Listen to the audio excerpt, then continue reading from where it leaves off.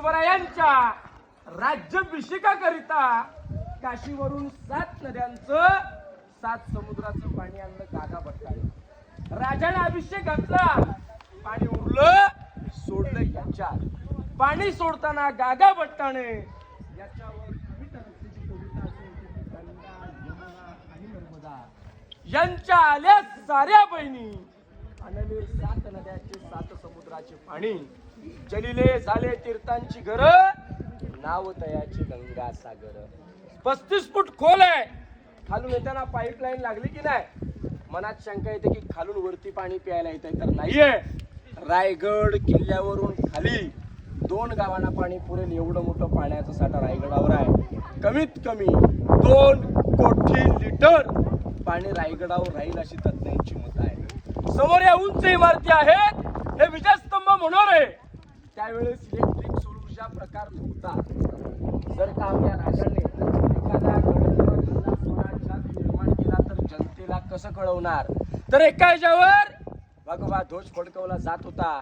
मखमली पडद्याने, मशिनीच्या उजेडाने, 540 दिव्याने याला सजवला जात होता. मग बाजूच्या गड किल्ल्यांच्या गावकऱ्यांच्या लोकांना कळवण्यात जात होतं, राजे आनंदात, राजे खुशीमध्ये आहेत. हे विजयस्तंभ मनोरे. समोर भगवा ध्वज लावलेला डोंगर आहे.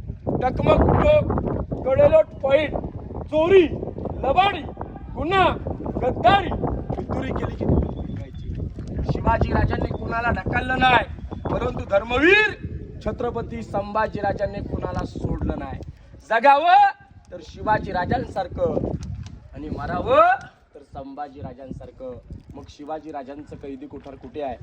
तर राजांचं कैदी कोठार साताऱ्यामध्ये वासोटा किल्ला आणि कोकणामध्ये लिंगाणा किल्ला तिथे आहे. त्याची माहिती आपण वरती घेणारच आहोत.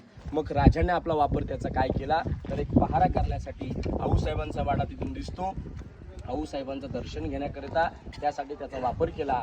यामुळे त्याचं नाव दिलेलं आहे टकमकटोक कडेलोट पॉइंट. आपण पालखी दरवाजाने एक VIP भागामध्ये जातोय. बाल्य किल्ला म्हणतात त्याला. किल्ल्यात जो किल्ला असतो, महत्वाचा एरिया, एक VIP भाग बघायला जाणार. पालखी दरवाजाने आपण एका राणीमहालाची माहिती घेणार, मग धान्य कोठार, मग मंत्रिमंडळ, असे पॉइंट करत आपण जाऊया. बोला पुण्यश्लोक छत्रपती शिवाजी महाराज की जय.